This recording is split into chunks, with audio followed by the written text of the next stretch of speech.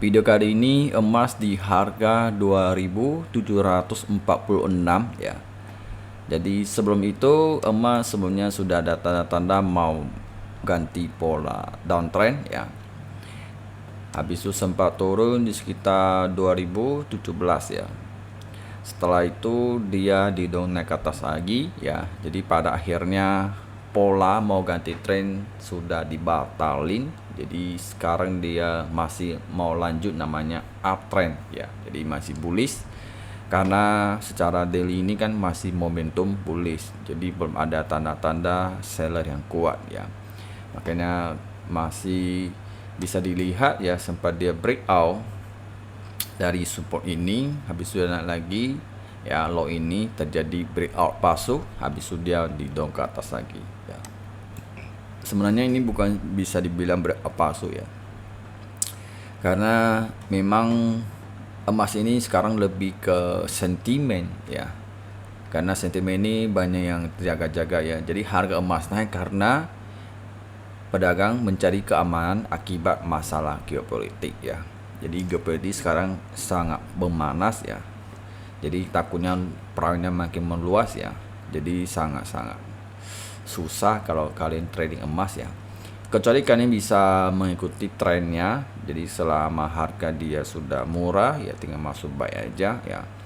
Jadi sebentar emas ya, sarannya lebih baik kalian cari buy ya daripada sell ya. Kalau kalian mau sell itu wajib ya, wajib sekali kalian harus pasang sell stop loss ya. Ya kalau sell wajib stop loss di situ, jangan di holder ya. Mau holder kecuali perangnya udah selesai dan geopolitiknya sudah stabil, itu baru boleh ya. Sekarang emasannya lebih kuat ya daripada dolar ya, karena dolar ini bisa dilihat ya, dolar ini juga harganya di 104 ini, dolar juga kuat loh, kuat juga ya, datanya bagus ya, datanya bagus, dolar naik, emas ikut naik ya. Jadi emas ini sekarang raja di situ ya, karena investor pasti kan lebih jaga-jaga ya, jadi kan ke safe haven ya. Jadi banyak faktor ya. Jadi ini ada demand, setelah dia naik tinggi, koreksi, habis itu naik lagi di situ ya. Jadi hati-hati ya. Jadi emas ini banyak sekali yang nge-sell ya tanpa stop loss, ini yang bahaya ya. Apa ya, kalau kalian trading ini masih pemula atau masih belum tahu resikonya ya, jadi bahaya. Jadi bisa dibilang kalah sudah pasti, menang belum pasti ya.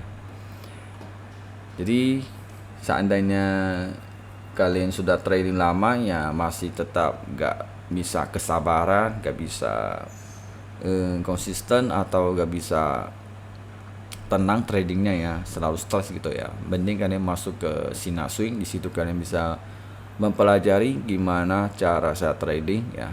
Jadi membangunkan pondasi dengan psikologi ya. Sina Swing ini sangat penting ya untuk kalian bisa membangunkan sebuah sistem pondasi dan pondasi sama psikologi ya. Jadi di situ kalian bisa belajar ya. Kalian jangan fokus yang namanya profit ya. Kalau kalian masih pemula atau belum punya pondasi atau mau psikologi atau masih belum punya tipe trader ya, mungkin kalian masih bisa dibilang tipe trader scalping, maunya selalu open posisi ya, atau intraday maunya tiap hari open posisi. Itu akan merugikan kalian ya, karena di market ini kalian tidak bisa gerakan market. Jadi jangan harap bisa open sell, jangan mengharap bisa sell open posisi, itu tidak berguna, malahan membuat kalian hanya selalu deposit dan deposit itu aja ya. Jadi kalau bisa buang kebiasaan buruk itu ya. Jadi saya akan ambil contoh ya, portofolio ya. selama aku trading, kalian bisa lihat ya, metode ini gak ada bisa 100% mendukung ya. Jadi bisa dilihat dari bulan Mei, Juni, Juli ya, itu semakin menurun ya. Artinya metode ini aku masuk ke bulan Juli ini sangat-sangat tidak mendukung. Makanya dia profitnya rendah ya. Jadi kalian jangan melihat bahwa ini angka profit tapi juga ada minus ya. Track recordnya juga ada minus ya. Jadi semua membutuhkan kesabaran ya. Hanya mengikuti pasar ya.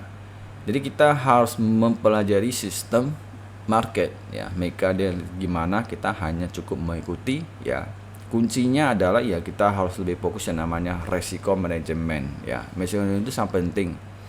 Dan juga kalian harus berpikir, aku masih pemula dan juga belum punya fondasi dan belum punya psikologi. Kalian harus berpikir gimana cara saya bisa bertahan dan sambil belajar, itu baru benar. Kalau kalian trading, kalian hanya memfokus yang namanya profit, itu sama aja kalian bukan cari profit tapi mencari deposit. Kalian akan selalu deposit dan deposit terus di situ ya. Jadi sangat-sangat bahaya. Jadi kalian harus tahu ya, trading itu nggak gampang karena trading ini banyak yang kalian fokus ya. Walaupun kalian open posisi sudah benar, tentu TP-nya belum benar maupun SL ya. Jadi kalian mungkin sudah pernah mengalami, sudah akan open, sudah running biru, hampir kena TP, akhirnya dia turun dan sebaliknya kena SL juga ya. Ya, karena kita gak bisa gerakan market, hanya mengikuti aja ya. Kalau kita TP ini bukan karena kita benar, bukan kita benar bahwa kita panalisa, bukan. Ini sebenarnya ya waktu dan juga bisa dibilang ya big player, pemikiran kita pemikiran sesuai dengan big player, maka kita dapat profit di situ ya. Kalau kita pemikiran gak sesuai dengan big player ya, kita akan ke aset di situ ya. Jadi bisa lihat ya, Agustus, September, Oktober ini lumayan sudah meningkat ya. Jadi masih ada beberapa hari lagi ya. Jadi mungkin apakah bisa capai 100 atau tidak ya, semua serahkan ke market saja ya. Jadi harus sadar bahwa kita ini gak bisa gerakan candle ya.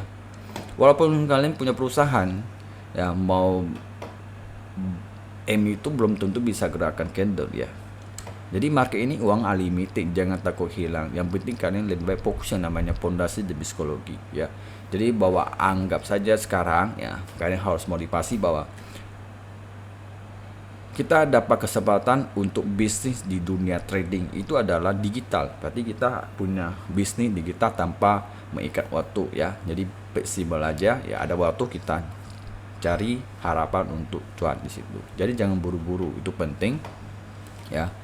Jadi Shinasu ini bukan tiap hari ada sinyal ya, saya kasih tahu ya.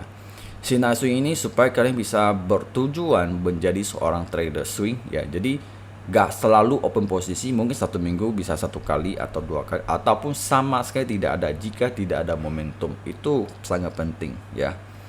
Jadi bukannya Shinasu tiap hari open, harga open terus gitu ya, nggak ada ya, beda. Shinasu ini kalian bisa bebas pakai broker dan tidak perlu IB ya, IB ya. Karena namanya IB itu kan mentor kebanyakan cari komisi. Semakin kalian banyak open posisi, semakin banyak mendapatkan komisi ya. Mau kalian menang atau kalah itu di situ. Jadi sangat berbahaya kalau jika untuk itu hanya memfokus yang namanya IB di situ. Ya. Kalau Shinasu itu beda, jadi tidak terikat yang namanya IB dan tidak bekerja sama broker. Jadi tujuan kalau kalian masuk Shinasu, semakin kalian bisa bertahan, semakin kalian bisa dapat keuntungan, semakin bagus untuk diri saya juga kalian juga ya. Yang penting kalian bisa belajar kesabaran, bisa profit, tapi gak banyak ya. Shinasu ini tidak mengajak kalian untuk jalan pintas atau cepat kaya atau iming-iming gitu, gak ada ya. Semua itu membutuhkan proses supaya kalian bisa menerima proses ya. Proses itu sangat penting ya. Kalau kalian tidak bisa menerima proses, apapun bisnisnya gak akan konsisten ya, ingat. Dan sebab itu ya, teknik ini saya nggak mau bahas dulu ya, karena market ini lebih ke sentimen ya. Jadi kalian hati-hati ya, jangan terlalu mau entry emas ya. Jadi kalian lebih baik adaptasi dulu, jangan dulu mulai membangun sistem ya. Memang intern di YouTube kebanyakan ya ajarin free ya memang. Tapi kelemahannya kalian tidak bisa mensusunannya ya. Susunan itu penting. Kalian belajar ini, terus kalian susunannya selalu berantakan, jadi tidak ada membangun sistem ya. Pondasi itu penting. Pondasi itu nggak begitu banyak, cuma kita mau bangun satu pondasi itu membutuhkan waktunya sangat lama ya, karena itu ada hubungan dengan diri sendiri ya. Jadi sebelum kalian trading, kalian harus membangun semua prinsip. Prinsip itu penting ya. Kalau misalnya kalian trading tanpa prinsip, itu kalian tidak akan konsisten ataupun disiplin ya. Oke, sampai di sini yang bisa aku sampaikan. Semoga video ini bermanfaat. Dan jangan lupa like, komen, dan share ke teman-teman yang membutuhkan. Dan bye.